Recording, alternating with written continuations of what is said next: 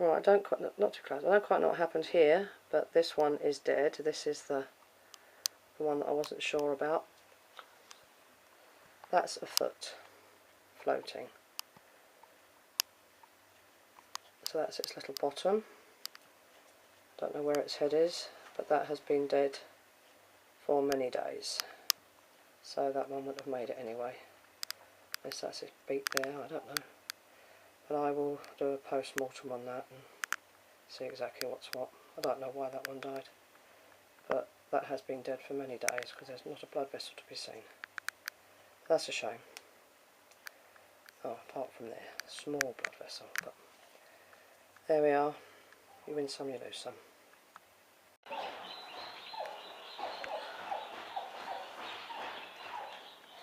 They are so incredibly cute. You go to bed now, old girl? Is that what you're telling them? And go to bed? She's doing so well. She's so gentle. It's my fault those two died. Too many eggs in the nest. Careful. Mind you, in a week they'll be double the size. I'll get them some soya tomorrow because they need the protein to grow.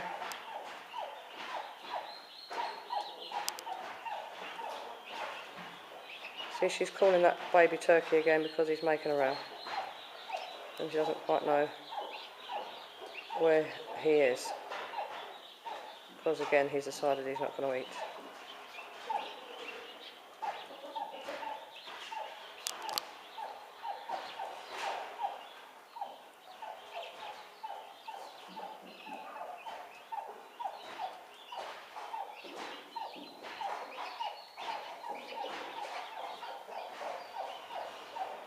Alright, old girl. Why are you stressing?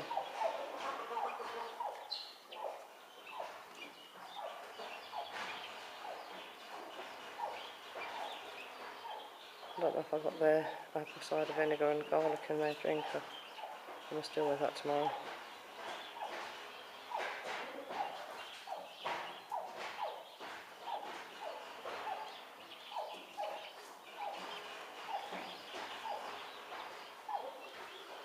Oh, I don't know if I like you stressing like this, Maud. I don't know what your problem is and why.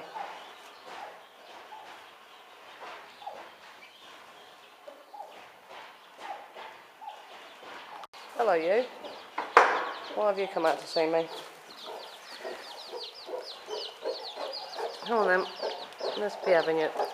Come on, little one. You're okay. What? What?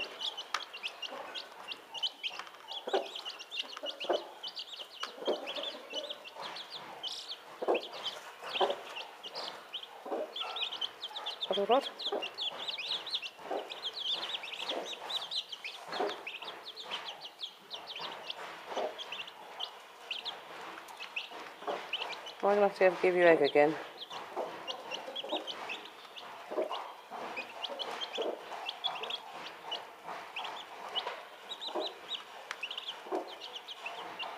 That's it, come on. You are so much smaller than your brother or sister. Hey? Well, I can't let the dogs out all the time she's out there because I don't know where she is.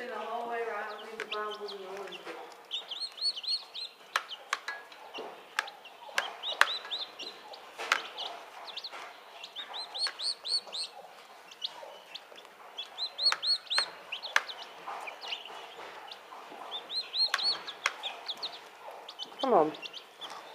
Look, where the food is. Oh my God. Oh, shut up, Babs.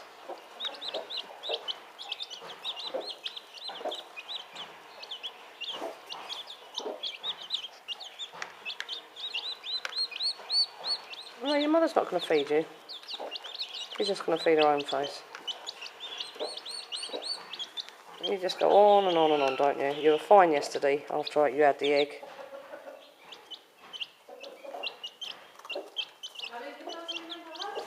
Five. No, it's not. There's 4. There's 5. Is there? Yes. Well, where the hell did the 5th one come from then? Because I only chased 4 in. Oh, unless that was the one that killed the mouse.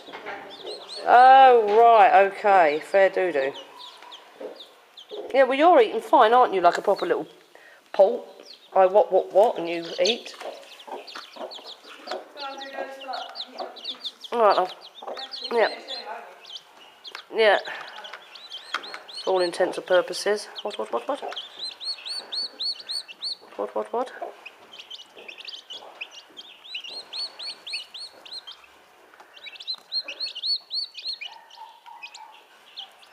Come on, you're upsetting Maud with this noise, because she knows you're a baby turkey and she knows you're distressed.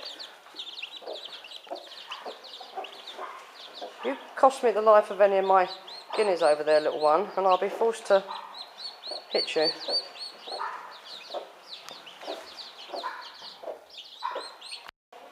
I really don't know why she's insisting on lying over there.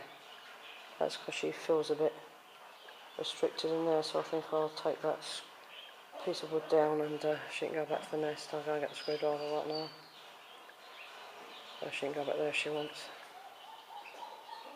I don't know why she's lying there. I'll go bowling in under her front. Noah's Ark.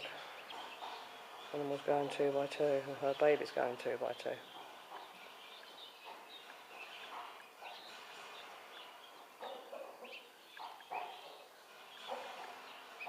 Being a very good mum, being very gentle. Don't peck it. It's one of yours, yes. Very suspicious. I don't know how on earth I'm going to get the others out here tomorrow, but they're not coming out until they're really up and running and very strong.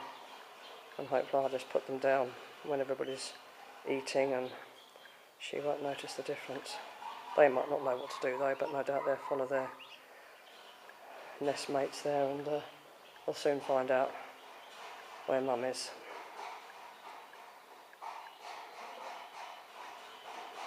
Get underneath, little one.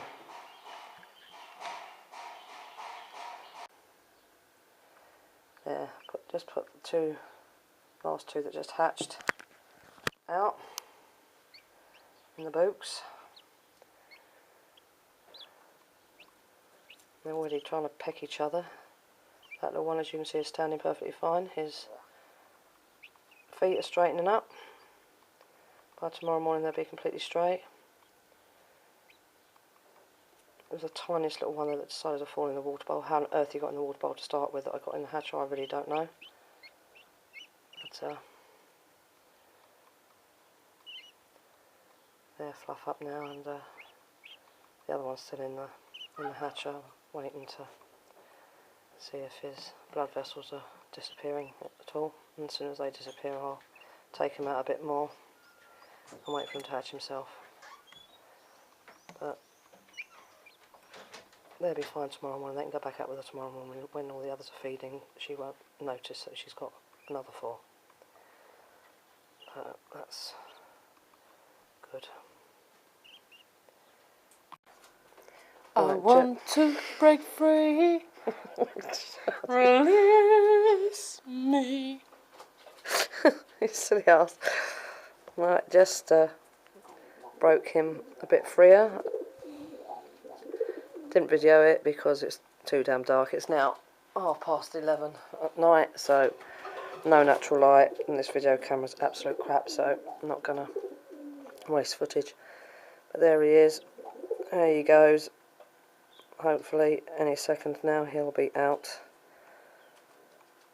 He's quite dry, so not the best. I might have to give him a bit more of a wet in a minute if he can't get himself out properly. We'll come back when he's about to fall out. Right, he's just fallen over, so hopefully in the next few seconds he'll kick and that'll be that. He'll be out. Come on, little one. Push. Kick. Struggle. Do whatever.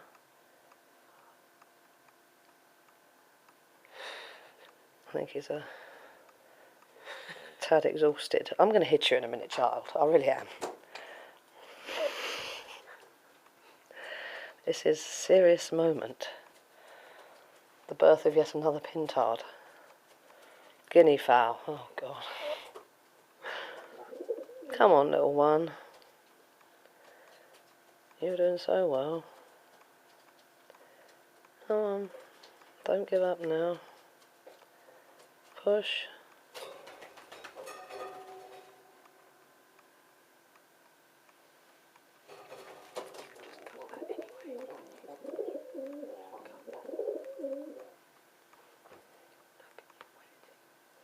Why is this thing clicking? Can you hear it clicking? No, it's this camera. It's clicking.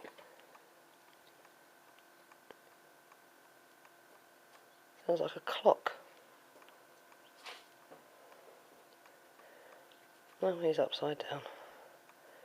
Nearly there.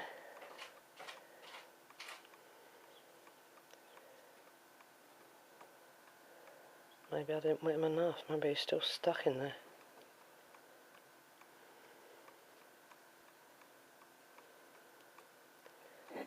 Come on.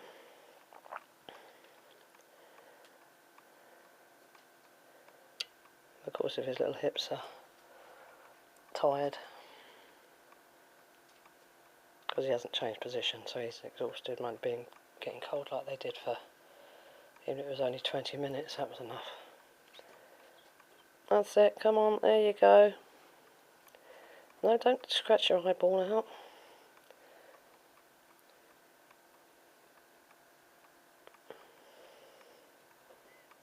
It can't get out, can it? Right. No. hold the amorque.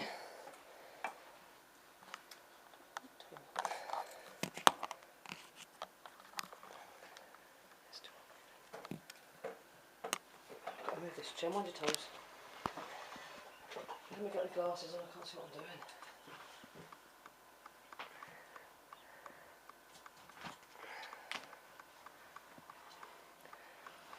Wet me fingers, where's my bowl?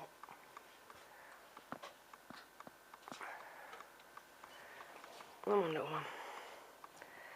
Oh, you really can't get out of there, can you? Oh.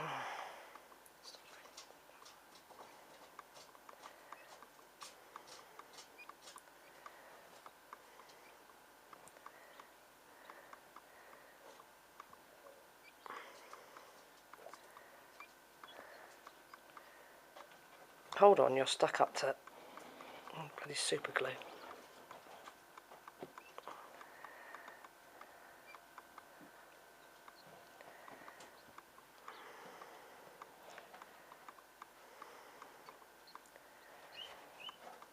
Actually, this hatchet don't feel very warm.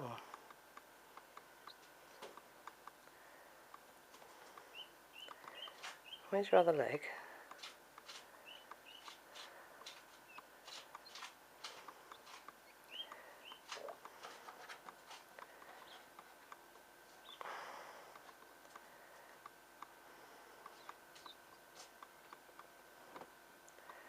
Oh, that's why he's stuck. Oh, for heaven's sake. There you go. He's got all stuck to his back. Look at this, for heaven's sake. Get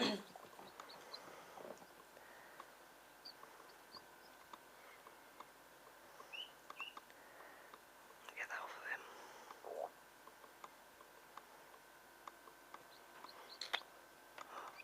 him. There it is, it's super glue.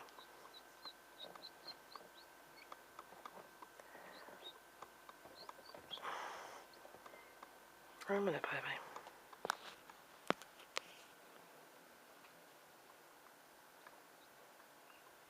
I suppose it's quite warm in here. But that's stuck to him. Twist that round a bit. Right you go. And he's out. Good night.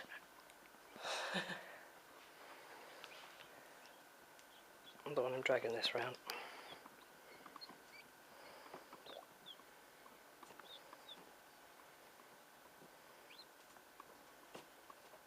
Right. There we are. little man. But he's out. He'll recover now. Right, it's 3:30 in the morning. I've got the last little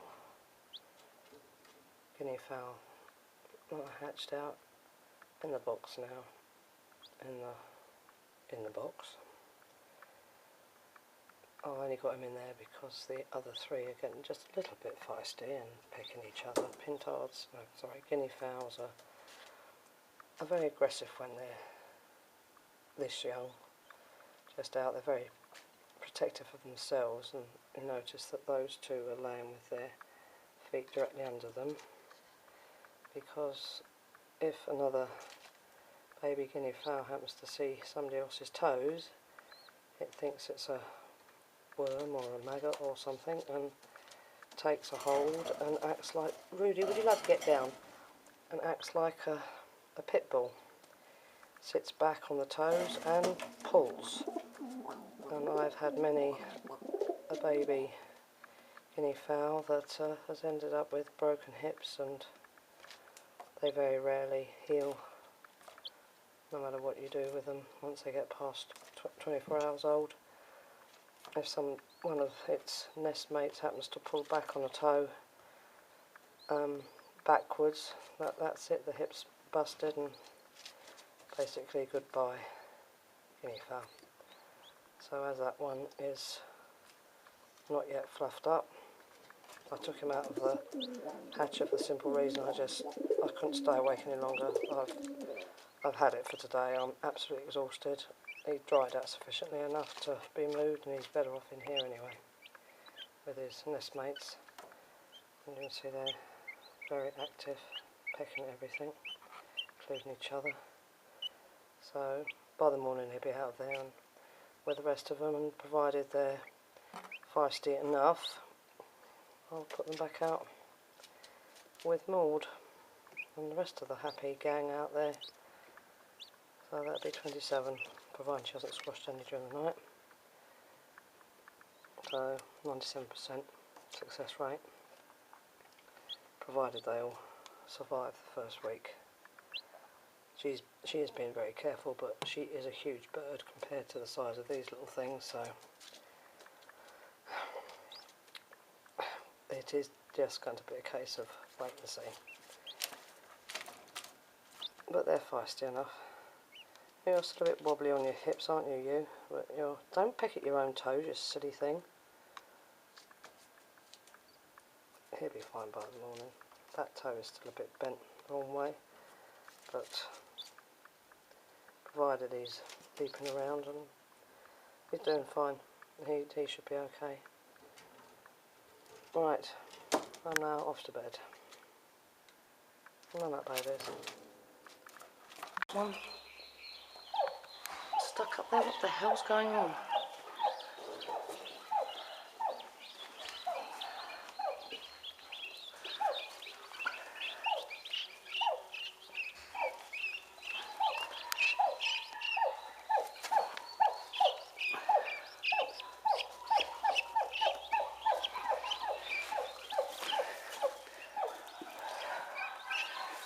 There. Oh my word. What the hell? And we have a squashed one. That's not very good. Alright, little one. So there's brilliant sunshine and brilliant daylight in here, and you still can't really see. This video camera is absolutely useless. There's a little squashed one. That's tragic. This little one, I don't know what on earth he was stuck to. Well, there's just too many babies out here. Just too many for her. She can't cope. And the fact that she laid over there in the... Right, little one. There you go.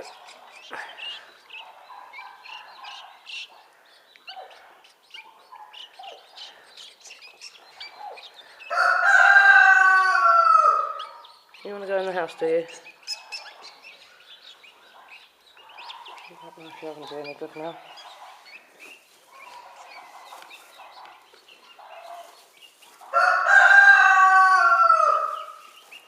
I don't even know what you were stuck to. Ridiculous.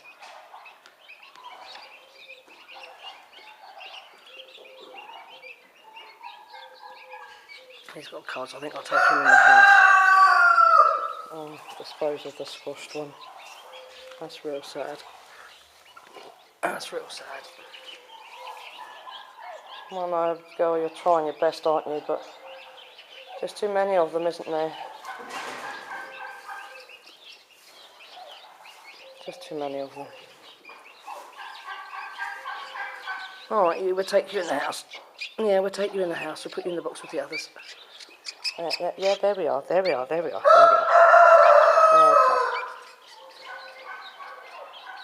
What are you doing, little person?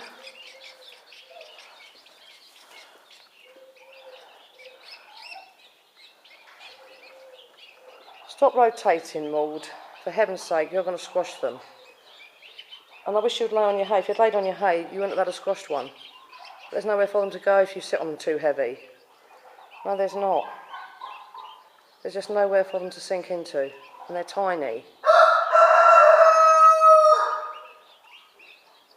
Poor little souls.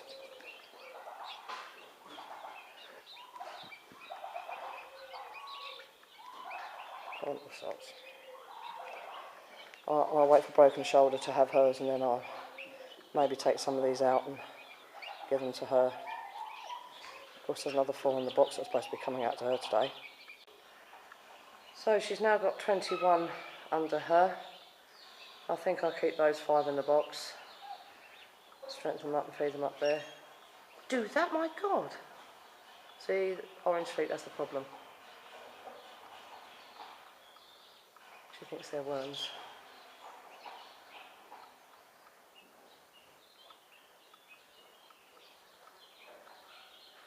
But that was quite gently done, but I don't know why. No, she needed to do that, but there we are. Perhaps this is why, if this hasn't been done before, it hasn't been done, because turkeys are just too big. So perhaps I should have left it with turkeys sitting on chicken eggs and chickens sitting on guinea fowl eggs, as we only had 2 fertile turkey eggs. I couldn't sit turkeys on turkey eggs, so all very problematical. So I saw the opportunity, I took it. Okay, 2 got squashed in the nest. 1 got squashed out there last night. I did hear 1 screaming, but of course there's absolutely nothing I could do about it, because she was sitting tight over in the corner there with her head to the wall. And no, she didn't. She had her bottom up in the corner there and her head facing out, and I could hear this one screaming, but it didn't seem to be screaming in too much distress. It was screaming, but there was nothing I could do about it, because if I'd touched her or even approached her too close, she would have moved violently to protect her babies and to attack me, and probably would have squashed the whole goddamn lot. But what that little one was doing, stuck to her underside. I don't know, somehow it seemed to have hay wrapped round its wing, or under one wing and over the other wing, and the hay was stuck to her. I don't know how that happened, but that was freaky. Really freaky, and he's in a state of shock now, so heaven knows how long he's been like that. But she's being a good mum. You know, she lays down first very, very, very carefully, and then calls the babies, and they all gradually just mosey over and push under her, generally push under her front, because her wings are very big and very heavy, and she doesn't lift her wings, she just lifts her body very slightly off the ground, and they go under her chest. So they're not stupid guinea fowls. But so I'll leave those 5 in the box, and any others that I think might be a bit weak or a bit iffy in here, I'll remove those as well and put them in the box under the heat lamp. They'll be absolutely fine. And I'll wait for Broken Shoulders to hatch, which are due to hatch next Monday. But I'm going to candle them in a minute, and they won't be hatching next Monday. I suspect they'll be hatching Wednesday, Thursday, like these ones were. I think maybe turkeys' temperatures are slightly higher than guinea fowls, because their feathers are a lot tighter, so their temperature obviously is higher.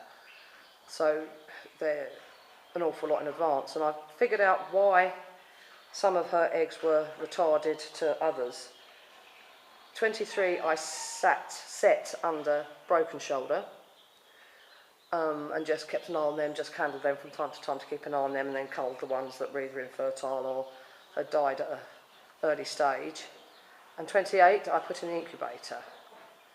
Now, out of those 28 I put in the incubator, I think I culled over half, well over half, because I had then 9 to go under mould here.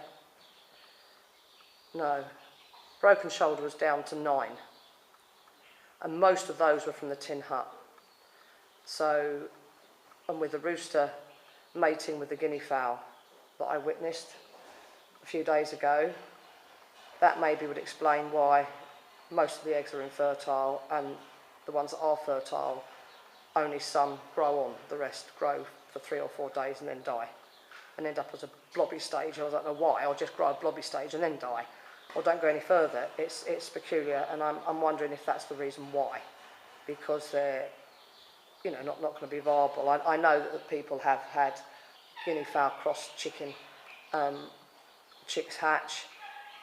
It is very rare, but thankfully that hasn't happened here, because what's in there is from the first lot from pig house, and the rest are from tin hut, and some are from, and no, actually some are from this lot I've got in here that may well be related, but I think the chance of them actually being even closely related is remote. If they are related, it's very, very distant related. So that I didn't think it was going to be a problem, but nevertheless there were an awful lot culled, eggs culled, and she ended up sitting on 30. So obviously the ones that were in the incubator didn't grow anywhere near as fast as the ones that were directly put under broken shoulder. So I think that proves that the temperature under a turkey is an awful lot higher than what it would be under a guinea fowl, and indeed in an incubator. I should have put my sensor under her like I did under the ducks to find out what humidity and what temperature duck eggs were incubated at under the duck. And the humidity was anywhere between 62 and 69, and the temperature was anything between 37.8 and 39. So I set my incubator to in the middle of both those, and I hatched out 16 Muscovy duck eggs, no problem whatsoever. They all hatched perfectly and beautifully. They all grew, and they all hatched very early. Actually, they hatched about three days earlier than what they should have done. And I know Muscovy ducks can be very awkward to incubate, because they're 30-something days, 32 days, is it? I don't know, ridiculous time. Poor duck. But they all did fine, so I should have done the same with these. Perhaps I'll do that with old broken shoulder in there. I'll very carefully just hide the sensor underneath her in between the eggs somewhere, and see exactly what the humidity and the temperature does get to, because it'd be interesting to see. Because I'd say it was at least 2 degrees higher than what it is in an incubator or under a guinea fowl or a hen. So they're all quiet for the minute, they've all had a feed. Now let's candle broken shoulders eggs and see what stage they're at.